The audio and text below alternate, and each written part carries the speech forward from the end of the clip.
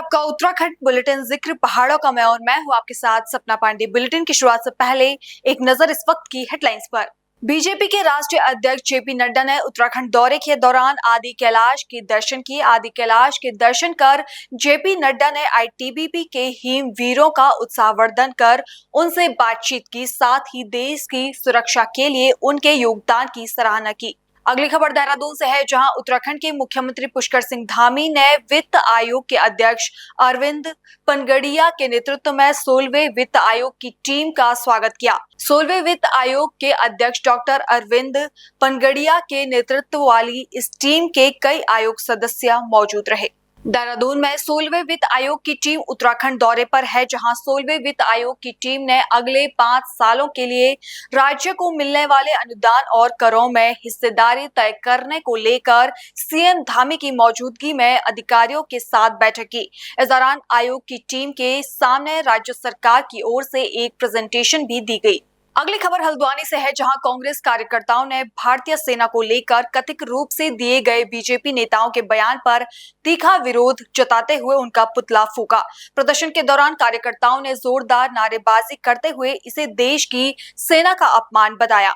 यहाँ पर यूथ कांग्रेस के कार्यकर्ता जो हमारे नेता राहुल गांधी जी के ऊपर एफआईआर हुई है, हमारे नेता राहुल गांधी जिस प्रकार से दलित छात्रों से मिलने बिहार गए थे, बिहार जब छात्रावास में उजाला था उनको रोका गया दलित छात्रों से मिलने के, और उसके बाद जेडीयू और भाजपा सरकार द्वारा उनके ऊपर एफआईआर की गई। तो उसके विरोध में और पिछले विगत दिनों में आपने देखा होगा कि हमारी सेना द्वारा अपने पराक्रम का परिचय देते हुए पाकिस्तान को निस्तानाबूद किया गया, और उसके बाद भारतीय जनता पार्टी के नेता लगातार हमारी सेना के ऊपर अग्रणी बयानबाजी कर रहे हैं, हमारी सेना का मनोबल गिराने का काम यहाँ पर कर रहे हैं। तो उसके विरोध में आज यहाँ पर हम सभी युवा कांग्रेस के कार्यकर्ता एकत्रित हैं और यहाँ पर भारतीय जनता पार्टी का पुतला दहन किया गया है। आपका नाम? विशाल भोजक, मैं युवा कांग्रेस का जिला पार्टी के कुछ नेता पागलपन के दौर से गुजर रहे हैं, लगातार सेना को अपमानित करने का काम कर रहे हैं, लगातार सेना को बदनाम करने का काम कर रहे हैं और जश्न मनाने का काम कर रहे हैं। हिंदुस्तान में भी जश्न मन रहा है, पाकिस्तान में भी जश्न मन रहा है,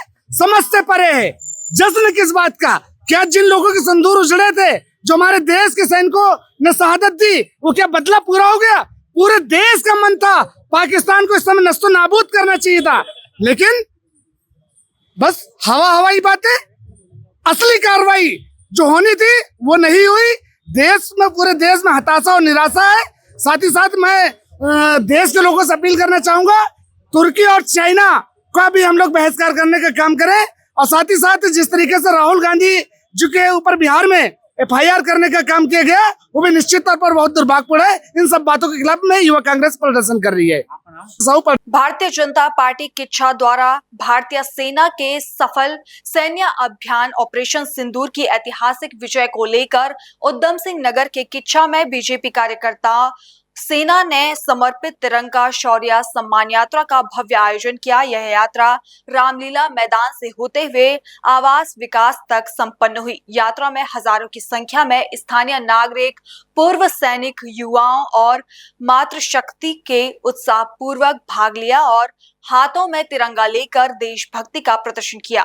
अगली खबर पौड़ी से है, जहां जिलाधिकारी डॉक्टर आशीष चौहान ने जिला कार्यालय में शस्त्र और आधिकारिक शस्त्र पटल का निरीक्षण किया। निरीक्षण के दौरान पटल सहायकों के पंजीकृत को व्यवस्थित रूप से न रखने पर जिलाधिकारी ने गहरी नाराजगी जताई और सख्त चेतावनी देते हुए कहा कि सभी पंजिकाएं सुनियोजित ढंग से रखें। मां यमुना के पावन धाम यमुना में श्रद्धालु बड़ी संख्या में आते हैं और कपड़े, धोती, साड़ी और श्रृंगार सामग्री गंगा में चढ़ाते हैं, लेकिन श्रद्धालुओं के चढ़ाए गए सामान से यमुना के उद्गम स्थल यमुनोत्री में प्रदूषण फैल रहा है। इन दिनों यमुनोत्री धाम में प्रतिदिन 10 से 15 हजार तीर्थ यात्री पहुंच रहे हैं। इनमें से लगभग 90% श्रद्धालु मां यमुना में स्नान करते हैं, परंतु स्नान के साथ साथ बड़ी संख्या में श्रद्धालु मां यमुना और मां गंगा को कपड़े, धोती, साड़ी और श्रृंगार सामग्री भेंट स्वरूप जल धारा में प्रभावित करते हैं, जिससे नदी का पानी प्रभावित हो रहा है। अभी हम मां यमुना जी की बिल्कुल बीचों बीच जल धारा है, लेकिन यमुना जी की जलधारा बहुत कम हो गई, इसलिए हम यहाँ पे आ सके हैं। तो जो भौगोलिक परिस्थिति है यमुनोत्री धाम की, वो बहुत संकरी है। आप ये सोचिए, मुश्किल से 100 मीटर का ये हिस्सा है। चौड़ाई में अगर आप देखेंगे इधर पीछे पहाड़ियों से माँ यमुना जी आती है और यमुनोत्री धाम में तो ये 100 मीटर की चौड़ाई में बहती भी है गंगा जी, यमुना जी भी बहती है। इसी 100 मीटर के हिस्से में माँ यमुना जी का तीर्थ भी यमुनोत्री धाम भी बसा हुआ है। इधर उनके ऑफिस भी है, इधर होटल भी है, इधर शौचालय भी है। तो इतने से 100 मीटर के या 150 मीटर के स्ट्रेच में पूरा समूचा धाम, करीबन ये इसकी लंबाई भी ज़्यादा नहीं होगी, 500 मीटर होगा। तो बहुत संकरे उसमें बसा हुआ है। और जब जल स्तर बढ़ता है यमुना जी के बरसात के दिनों में तो समूची यमुनोत्री धाम खतरे की जद में आ जाती है। और इस साल इसमें जल स्तर इतना बढ़ा कि एक जो सुरक्षा के लिए एक पिलर खड़ा किया गया था वो पलट गया। अगर वो पिलर नहीं होता तो मुझे लगता है कि यमुनोत्री धाम का अस्तित्व ही खतरे में पड़ जाता है। तो सरकार को चाहिए, हम लोग भी सरकार से मांग करेंगे, हमारी सरकार ने प्रयास किया है कि यमुनोत्री धाम में शीघ्र से शीघ्र सुरक्षा कार्य शुरू किए जाए। तो यमुनोत्री धाम के जो रावल लोग हैं, जो मंदिर समिति है, उनकी भी चिंता है कि यमुनोत्री धाम खतरे में है, यहाँ सुरक्षा के जल्दी से जल्दी उपाय किए जाए। और खासकर कूड़ा निस्तारण की यहाँ पे कोई समुची या उचित व्यवस्था नहीं है, वैज्ञानिक तरीके से बिल्कुल भी नहीं है। कूड़ा कहाँ डंप किया जाए। सुलभ इंटरनेशनल को यहाँ से कूड़ा एकत्रित करके ले जाने की जिम्मेदारी दे रखी है, लेकिन मुझे लगता है जहाँ जहाँ कूड़े के ढेर दिख रहे हैं तो वो भी इस कूड़े को ले नहीं जा रहे प्रॉपर जैसा ले जाना चाहिए। तो सुलभ इंटरनेशनल को थोड़ा सा गंभीरता से इस विषय को देखना चाहिए। जिला प्रशासन लगा है, जिला पंचायत भी लगी है, सरकार भी लगी है, लेकिन जो भौगोलिक परिस्थिति इस यमुनोत्री धाम की है वो सही में विकट परिस्थितियों में यमुनोत्री धाम बसा हुआ है। और बरसात में जब जलस्तर बढ़ता है तो समूचे धाम में एक संकट खड़ा हो जाता है और एक प्रश्न चिन्ह खड़ा रहता है यमुनोत्री धाम पे कि कहीं कुछ अनहोनी न हो जाए। अगली खबर रुद्रप्रयाग से है, जहां कार्तिक स्वामी मंदिर में दक्षिण भारत और उत्तर भारत की धार्मिक सांस्कृतिक ऊर्जा के ओतप्रोत धार्मिक आयोजित किया गया। आपको बता दें कि कार्तिकेय भगवान के मंदिर परिसर में 108 बालमपुरी शंखों की विशेष पूजा और हवन संपन्न किया गया। यह आयोजन उत्तराखंड पर्यटन विकास परिषद, जिला प्रशासन रुद्रप्रयाग और कार्तिक स्वामी मंदिर समिति के संयुक्त प्रयासों से संपन्न हुआ, जिसमें उत्तराखंड सहित देश के विभिन्न राज्यों से हजारों श्रद्धालुओं ने भाग लिया। कार्तिक स्वामी जी का मंदिर है, यहाँ क्रौंच पर्वत में है। क्रौंच पर्वत रुद्रप्रयाग जनपद में है। यहाँ का जो कार्यक्रम है ये तीसरे साल हो रहा है। उत्तराखंड पर्यटन विकास परिषद की ओर से आयोजन किया है। यहाँ पे दक्षिण भारत के प्रमुख कार्तिक स्वामी जी का मंदिरों से और श्रीलंका के जो प्रमुख मंदिरों से पुनित वस्त्रों का ले आया गया है और यहाँ का वस्त्रों और वहाँ का वस्त्रों को आदान प्रदान किया है और 108 वलमपुरी शंख का अभिषेक किया है। इस प्रकार का एक नॉर्थ साउथ का कनेक्ट करना ये तीसरे साल इस प्रकार का प्रयास हो रहा है, जिसके वजह से अभी पिछले 3 सालों में जो यहाँ का पर्यटकों को आंकड़ा 3 गुना बढ़ा है। तो हम लोग उम्मीद करते हैं कि आगे ये बहुत बड़ा प्रसिद्ध धाम बनेगा और बहुत ज़्यादा जो है पिलग्रिम से यहाँ आकर के दर्शन करने का लाभ प्राप्त करेंगे। देखिए, आज बहुत ही प्रसन्नता का विषय है कि पिछले 3 वर्षों से यहाँ पर दक्षिण भारत के लोगों के द्वारा शंख पूजा की जा रही है और ये भगवान कार्तिकेय का दिव्य और भव्य स्थल यहाँ पर बनाया जा रहा है। तो मैं यहाँ के जो समिति के पूर्व अध्यक्ष थे आदरणीय शत्रुघ्न सिंह नेगी जी, अभी वर्तमान में जो अध्यक्ष हैं भाई विक्रम नेगी जी और भाई उत्तम नेगी जी, पूरण सिंह नेगी जी, इनकी पूरी समिति, इनको धन्यवाद दूंगी और अपने प्रदेश के यशस्वी माननीय मुख्यमंत्री जी, माननीय मंत्री सतपाल महाराज जी का आभार व्यक्त करूंगी कि उन्होंने हमारी जो पर्वतमाला है, माननीय प्रधानमंत्री जी ने पर्वतमाला को विकसित करने का संकल्प भी लिया है। तो निश्चित तौर पर जो ऊंचाई वाले क्षेत्रों में हमारे ऐसे धार्मिक स्थल है उनको विकसित करने के लिए आज यहाँ पर इतना भव्य कार्यक्रम हो रहा है। मैं साउथ से आए हुए, दक्षिण से जो हमारे लोग यहाँ पर आए हुए हैं उनका भी धन्यवाद करूंगी। और ये एक परंपरा है, जैसे बद्रीनाथ केदारनाथ की परंपरा है वैसे ही यहाँ पर एक परंपरा ये शुरू हो गई है कि दक्षिण के लोग आकर के यहाँ पर पूजा अर्चना करेंगे और यहाँ के जो वस्त्र भगवान के हैं वो वस्त्र दक्षिण में कार्तिकेय को चढ़ाए जाएंगे। तो ये संबंध एक भगवान के माध्यम से भी हम सबका बन गया है, ये आगे तक चलता रहेगा और बहुत खुशी की बात है कि मैं यहाँ पर हम सब लोग आज इस दिव्य कार्यक्रम में पहुंचे हैं।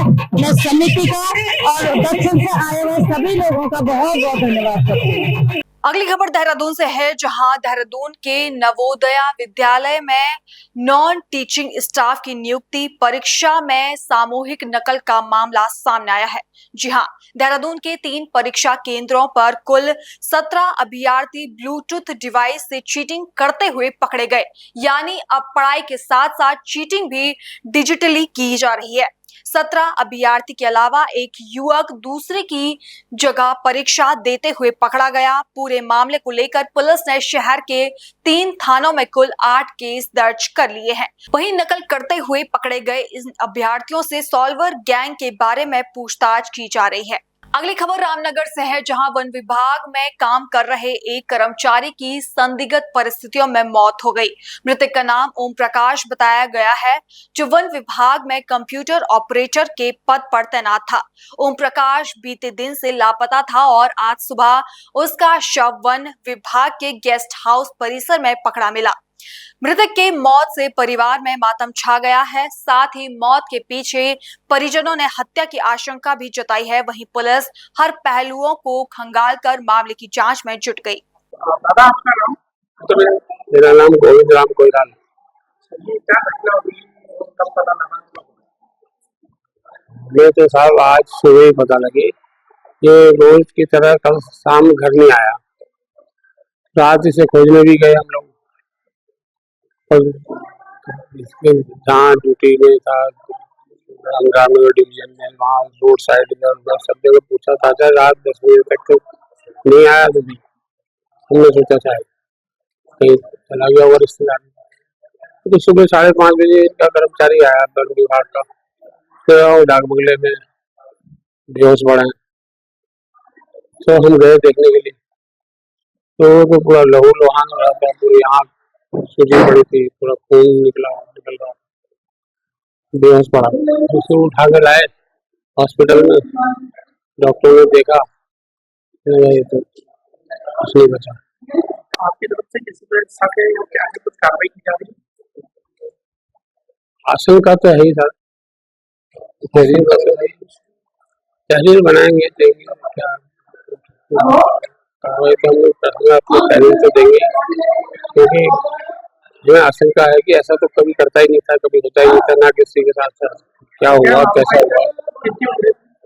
उम्र उसकी 55-56 साल की उम्र हो गई थी।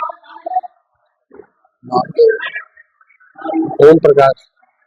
सर, आज एक फॉरेस्ट कर्मचारी की डेड बॉडी मिली है रेस्ट हाउस के अंदर, क्या पूरा मामला? रामनगर डिवीजन में संविदा कर्मी ओम प्रकाश उम्र 57 साल की सस्पेक्ट कंडीशन में एक Ramnagar division forest guest house के ड्राइवर के कमरे में शव मिला है और उसको कब्जे में लेकर पोस्टमार्टम हेतु भिजवा दिया है। प्रतिष्ठा जानकारी की गई कि मृतक जो है शराब पीने का आदी था और लगातार इसकी इस तरह की शिकायत थी। इस संबंध में हमारे द्वारा पोस्टमार्टम रिपोर्ट आने के बाद वैधानिक कार्रवाई की जाएगी। अगली खबर पौड़ी से है, जहां सभी थाना प्रभारियों ने चेकिंग अभियान के दौरान शराब पीकर वाहन चलाने वाले 9 वाहन चालकों पर कार्रवाई कर उनके वाहनों को सीज किया। साथ ही यातायात नियमों का उल्लंघन करने वाले 139 चालकों पर भी चालानी कार्रवाई की गई। फिलहाल उत्तराखंड बुलेटिन में इतना ही। देश और दुनिया की बाकी तमाम खबरें देखने के लिए बने रहिए पल्स 24 न्यूज के साथ। नमस्कार।